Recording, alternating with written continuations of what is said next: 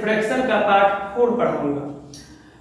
पिछले वीडियो में हमने रिफ्लेक्शन ऑफ लाइट को समाप्त कर दिया था और आज शुरू करते हैं रिफ्रैक्शन ऑफ लाइट। तो आज का हमारा हेडिंग है रिफ्लेक्शन ऑफ लाइट।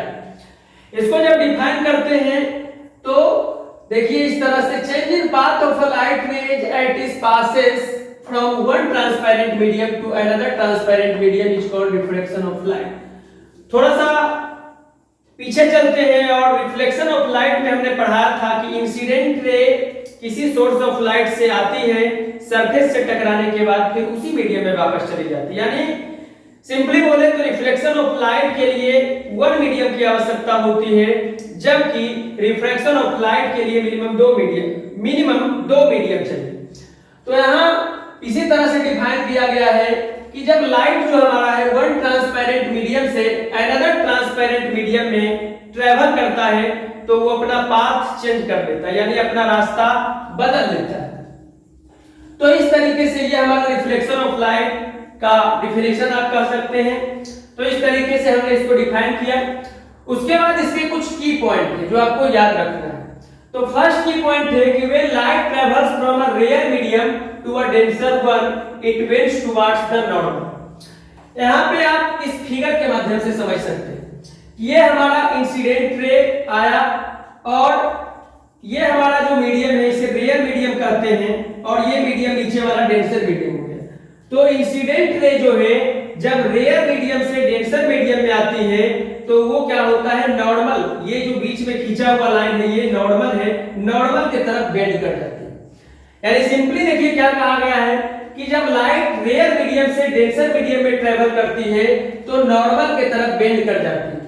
और यहाँ पे लिखा हुआ है कि एंगल आई जो है वो क्या हो जाता है, angle i larger than angle r, यानी एंगल ऑफ इंसिडेंस यहाँ ज्यादा होता है और एंगल ऑफ रिफ्रैक्शन कम होता है। वही दूसरा हमारा जो की पॉइंट था उसमें दिया गया है कि लाइट अगर डेंसर मीडियम से रेयर मीडियम में आती है तो नॉर्मल से दूर चली जाती है। आप देख सकते हैं नॉर्मल से दूर चला गया। तो इस केस में क्या होगा कि जो एंगल ऑफ इंसिडेंस होगा वो smaller than angle of refraction हो जाएगा। यानी यहाँ पे हमारा एंगल आई जो है वो छोटा होगा और एंगल आर बड़ा हो जाएगा। यहाँ पे देखिए बता दिया गया है कि जो एंगल आई था उसे एंगल ऑफ इंसिडेंस कहा जाता है और एंगल आर को एंगल ऑफ रिफ्रैक्शन कहा जाता है। फिगर के माध्यम से ये तो हम बता ही दिए आपको, केस फर्स्ट और केस सेकंड। फिर एक बार समझ लीजिए कि रेयर मीडियम से जब इंसिडेंट रे डेंसर मीडियम में इंटर करती है तो नॉर्मल की तरफ बेंड कर जाती है और जब डेंसर मीडियम से रेयर मीडियम में इंसिडेंट रे ट्रेवल करती है यानी पास करती है तो हमारा जो नॉर्मल है उससे वो दूर चली जाती है। तो इस तरीके से इन दोनों केस में हमने दिखाया कि दोनों केस में क्या हो रहा था, रिफ्रैक्शन हो रहा था, लाइट का रिफ्रैक्शन हो रहा था। हमारा नेक्स्ट टॉपिक है काउज ऑफ रिफ्रैक्शन। तो आइए समझते हैं।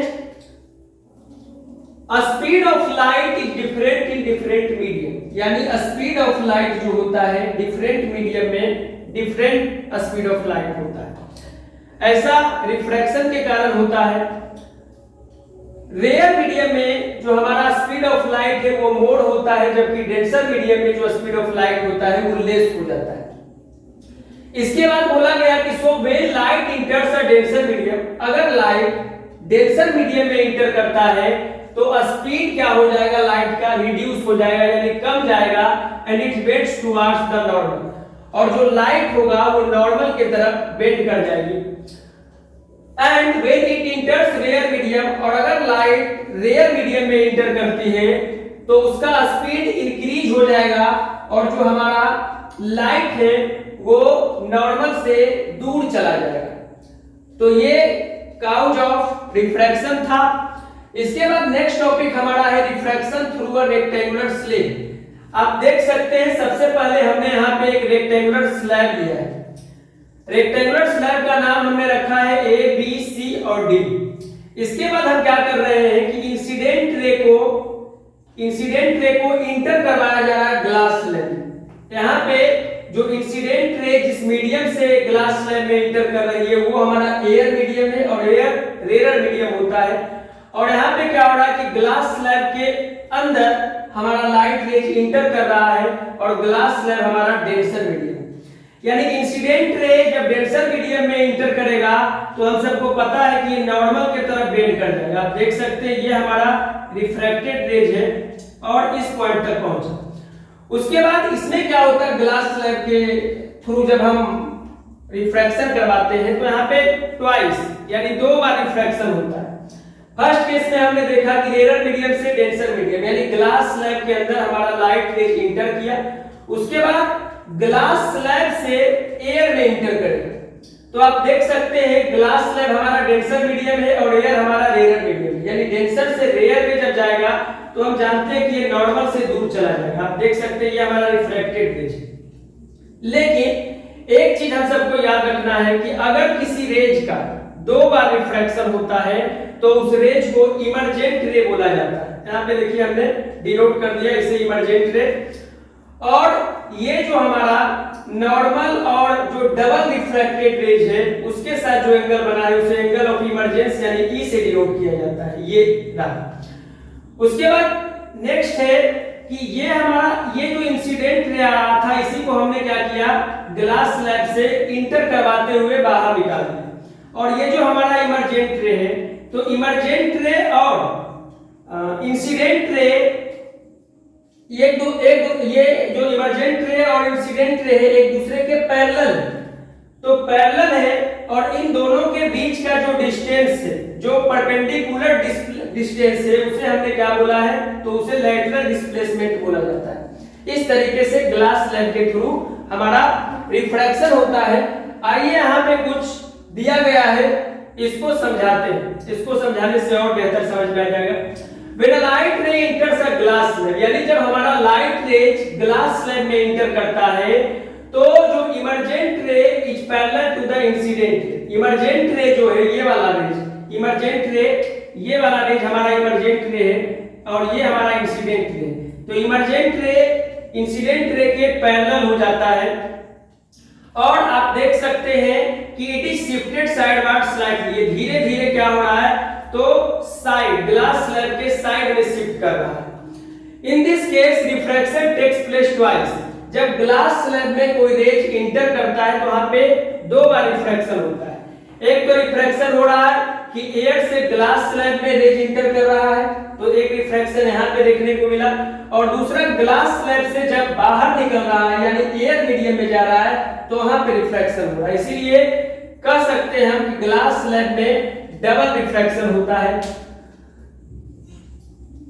फर्स्ट कब होता है, जब व्हेन रे इंटर्स ग्लास स्लैब फ्रॉम एयर, यानी एयर से जब ग्लास स्लैब में हमारा रेज इंटर करता है तब फर्स्ट रिफ्रैक्शन, और सेकेंड जब ग्लास स्लैब से निकल करके एयर में जाता है लाइट रेज तो उस टाइम पे दूसरी बार रिफ्रैक्शन होता है। तो इस तरीके से refraction through a glass slab हमारा क्लियर हो गया। हमारा नेक्स्ट टॉपिक है लैटरल डिस्प्लेसमेंट। तो समझते हैं इमर्जेंट रे और इंसिडेंट रे के बीच का जो परपेंडिकुलरली डिस्टेंस होता है उसे ही लैटरल डिस्प्लेसमेंट कहते हैं। इसके बाद नेक्स्ट है कि angle of incidence equal to angle of emergence, यानी angle I equal to angle E होता है। उसके बाद है कि incident ray falls normally to the surface of a glass slab, यानी ग्लास स्लैब के सरफेस पे अगर इंसिडेंट रे को नॉर्मली यानी 90 डिग्री पे डाला जाए then there is no bending of the ray of light, तो यहाँ पे जो लाइट ऑफ रेज होगा वो बेंड नहीं करेगा, वो क्या होगा, सीधा चला जाएगा, परपेंडिकुलरली ही चला जाएगा। It goes straight without any deviation, बिना किसी डेविएशन के वो स्ट्रेट लाइन पे निकल जाएगा। थोड़ा फिगर के माध्यम से इसको समझते हैं। इस तरह से मान लीजिए कि हमारा एक ग्लास स्लैब है, यहाँ पे इंसिडेंट करवाया गया है रेज को, तो ये क्या होगा, goes straight without any deviation, बिना किसी डेविएशन के ये सामने चला जाएगा, बिना किसी डेविएशन के। उसके बाद नेक्स्ट जो हमारा टॉपिक है लॉज ऑफ रिफ्रैक्शन। क्या होता है, तो लॉज ऑफ रिफ्रैक्शन 2 है। फर्स्ट लॉज ऑफ रिफ्रैक्शन क्या है कि incident ray, refracted ray and the normal to the point of incidence all lie in the same plane. ये तीनों चीज इंसिडेंट रे, रिफ्रैक्टेड रे और जो नॉर्मल पॉइंट ऑफ इंसिडेंस पे खींचा गया है, ये तीनों सेम प्लेन पे होता है। और सेकेंड लॉ है कि the ratio of sine of angle of incidence, यानी एंगल ऑफ इंसिडेंस का जो साइन है और एंगल ऑफ रिफ्रैक्शन का जो साइन का रेशियो होता है वो क्या होता है, तो कांस्टेंट के इक्वल होता है, यानी साइन आई अपॉन में sine r equal to mu, और ये क्या है, एक कांस्टेंट होता है। इस तरीके से इसको एक्सप्रेस किया जाता है। और सेकेंड लॉ ऑफ रिफ्रैक्शन को स्नेल लॉ भी कहा जाता है, काफी इंपॉर्टेंट है। स्नेल लॉ को ही सेकेंड लॉ ऑफ रिफ्रैक्शन कहा जाता है। और सेकेंड लॉ ऑफ रिफ्रैक्शन यानी स्नेल लॉ क्या होता है, तो साइन आई अपॉन में sine r equal to mu, ये कांस्टेंट है। This constant is known as refractive index, और इसी कांस्टेंट को, ये जो म्यू हमारा है, इसी कांस्टेंट को रिफ्रैक्टिव इंडेक्स के नाम से जाना जाता है।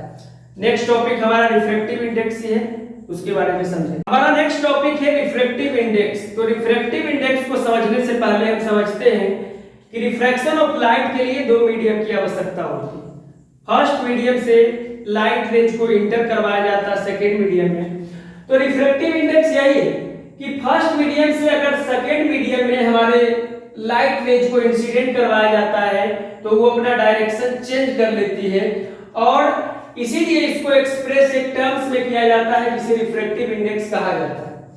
सिंपली यहां से समझेंगे, रिफ्रैक्टिव इंडेक्स को म्यू से डिनोट किया जाता है, और म्यू 1 2 ये रिप्रेजेंट करता है कि ये मीडियम 2 का रिफ्रैक्टिव इंडेक्स है, वो भी मीडियम फर्स्ट के रेस्पेक्ट में। When light is going from medium first to medium second, और यहाँ पे ये भी रिप्रेजेंट किया जाता है कि लाइट जो लाइट रेंज हमारा है वो मीडियम फर्स्ट से मीडियम सेकंड में इंटर कर रहा है। आप देख सकते हैं म्यू 1 2 का फॉर्मूला क्या होता है, म्यू 2 बाय म्यू 1, यानी साइन आई अपॉन में sine r. The refractive index of a medium with respect to vacuum, अगर किसी भी मीडियम का हम रिफ्रैक्टिव इंडेक्स निकालते हैं और वैक्यूम के रिस्पेक्ट में निकालते हैं तो उसे एब्सोल्यूट रिफ्रैक्टिव इंडेक्स कहा जाता है उस मीडियम का। The absolute refractive index of a medium is simply called its reflective index, यानी एब्सोल्यूट रिफ्रैक्टिव इंडेक्स को हम रिफ्रैक्टिव इंडेक्स भी कह सकते हैं।